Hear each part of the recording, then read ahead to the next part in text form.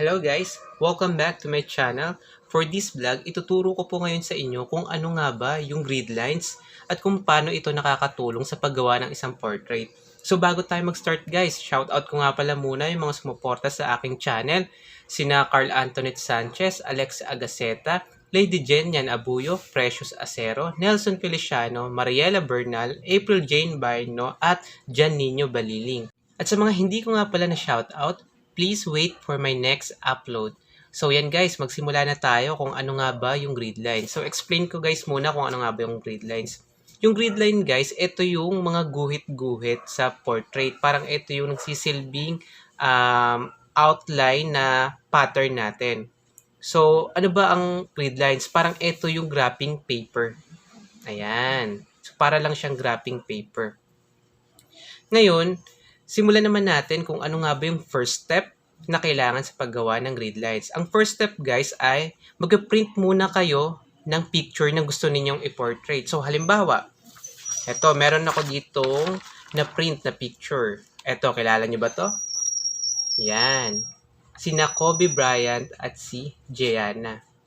Yan. So eto guys yung pinaka first step. Mag-print muna kayo ng picture na gusto ninyong i-portrait. A few moments later. Ngayon guys, pag-usapan naman natin kung ano nga ba yung advantage na paggamit ng gridline sa paggawa ng isang portrait. Yan. Noong mga panahon kasi guys, mga way back 2018, nung hindi pa ako marunong gumamit ng gridlines, eto, may ilang sample ako dito. Ayan. So nakakita ako dati ng plates ng kapatid ko. Yan. So yan, since na hindi naman na siya ginagamit, sinubukan ko siyang pag-practicean. Ito yung kauna-unahan kong practice sa paggawa ng portrait. So, ayan. Yan. Bale, ito, freehand ko siya. Yan, hindi pa ako masyadong marunong gumawa ng portrait nun. Kaya tansya-tansya lang, makaguhit lang, ganyan. Tapos tamang shade-shade lang ako. Hindi pa rin ako masyado marunong mag-shade nun, mag-blend. Ito, yung kauna-unahan ko yun. Practice. Then, yung mga sumunod naman na araw, sinubukan ko ding gumawa naman sa scratch lang ng notebook. Tapos doon naman din, nag-practice din ako ng mag-blend or mag-shade din. Ito naman. Yan. Yan. Sa ano lang siya ng notebook. So, kahit ano naman yung gamitin nating canvas, basta trip natin pag-drawingan po, pwede naman. Tapos, hanggang sa ma-introduce sa akin ng former co-teacher ko dati sa ALS, yung paggamit ng gridlines. So, ito siya. Yan. Ayan lang guys. Oh. Kung makikita ninyo, yan, may mga guhit-guhit siya, mga linya-linya. So, yan. Kilala ba ninyo yan? Diba? Si Wonder Woman. So, ito yun. Inintroduce niya sa akin yung paggamit ng gridlines. Tapos, eto, nung pinapractice niya sa akin, ito yung kauna-unahan ko namang pagpapractice sa paggamit ng gridlines. So, gamit ko dito noon ay charcoal pencil. Pinapractice niya sa akin. So, after nun, natuwa ako sa naging output nung inintroduce niya sa aking method sa paggawa ng portrait. Kaya after nun, dun ko na siya in-apply sa mga portrait na ginagawa ko.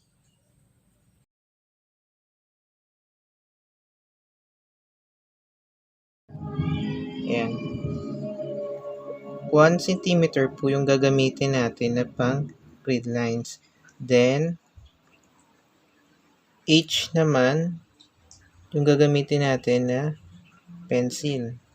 So, tara. Start na natin. But it's too late now. I remember you and me, and how careless we could be. All day and all night, we'd stay up, it felt so right. We were so young, we were so dumb. We would get drunk and then hook up. We were okay, we were alright, staying awake till the sunrise. We were in love, couldn't stop us, like a good drug, never enough. We'd hook up in my car, driving so far, play your guitar, you'd show me your art, let down our guards, think with our hearts, stare at the stars, we were never apart, drinking too young, way too much fun, out in the sun, open when it's gone, took you to prom, dance to our song, dance all night long till the lights come on. It's too late now. I remember everything. And how careless we got. It's too late now. I remember you and me. And how careless we. It's too late now, I remember everything, and how careless we could be, and how careless we could be, and how careless we could be.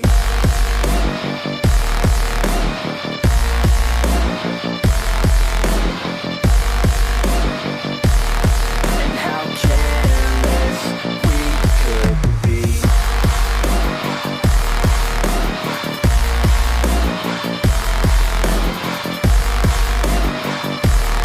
And how careless we could be. Late nights, long fights, it felt right, we were alive. We would go out, we were so loud, we were so proud, we had no doubts. Weekends and weekdays, we'd spend our own way.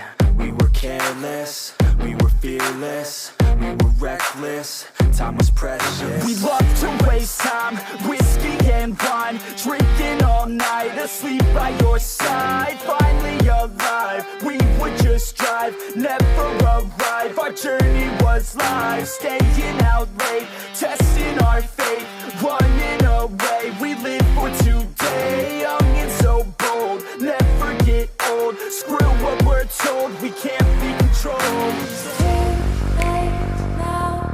I remember everything. And how careless we got. It's too late now.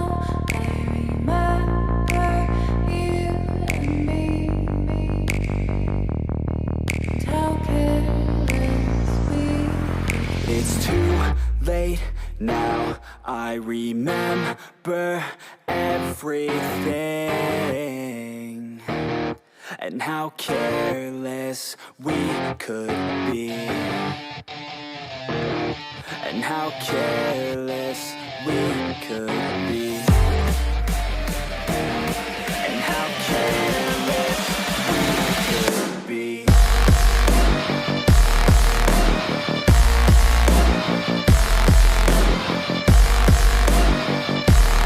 And how careless we could be.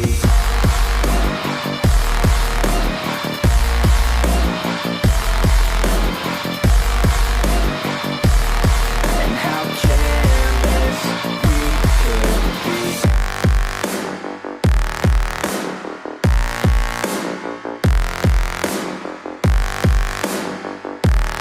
And how careless we could It's be. too late now. I remember you and me. And how careless we could be. But it's too late now. I remember you and me. And how careless we could Yeah. be. All day and all night, we'd stay up, it felt so right. We were so young, we were so dumb. We would get drunk and then hook up. We were okay, we were alright, staying awake till the sunrise. We were in love, couldn't stop us. Like a good drug, Yeah. never enough. We'd hook up in my car, driving so far, play you guitar, you'd show me your art, let down our guards, think with our hearts, stare at the stars, we were never apart, drinking too young, way too much fun, out in the sun, orbit when it's gone, took you to prom, dance to our song, dance all night long till the lights come on.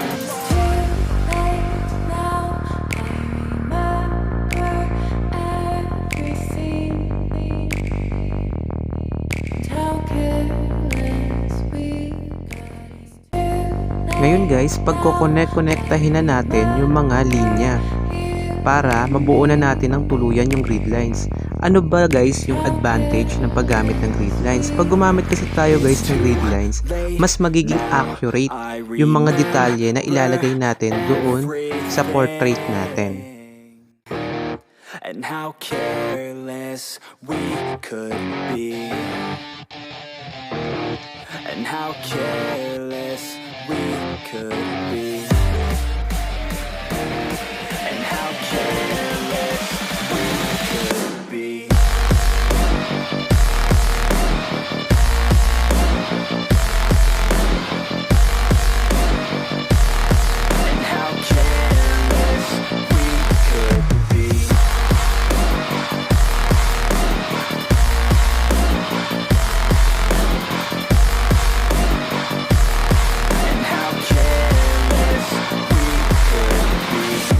Late nights, long fights, it felt right, we were alive. We would go out. Ayan, sisimulan na po natin ngayon siya iguhit. Palit lang tayo ng pencil, ito kasi pang gridline lang. Kaya, ito gagamitin natin ngayon. Mechanical pen. Ayan, ganyan na siya. Ayan. Kung mapapansin ninyo, nag-start siya, kita ba? 17. Ayan, yung mata ni Kobe, nasa 17. Then, nandito siya sa may 4. 4 then 17. Doon nyo rin siya iguguhit. 17 at saka 4. So, dito siya. Para lang kayo nag-graphing paper dito. Yan. Dito siya nagsimula. 4, 17. So, guguhit lang kayo dyan. Dapat light lang. Pag gumuhit kayo sa simula, para mabilis nyo lang din siyang mabubura. Yan. Tapos yung sa ilalim ng mata, yan hanggang gitna ng 4. So, dito lang din yun. Ayan. Ayan. Tapos yung kilay niya sa may 17, then 4.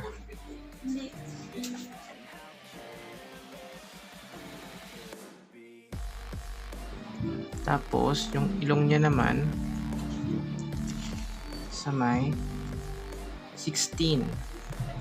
Ayan. 16 hanggang 16, 5. 16, tapos 5.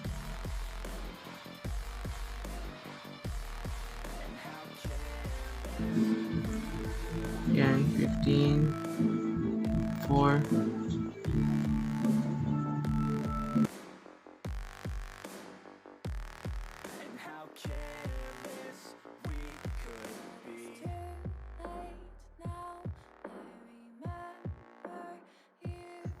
At para naman guys sa karugtong ng video na to, please wait for my next upload and God bless you all.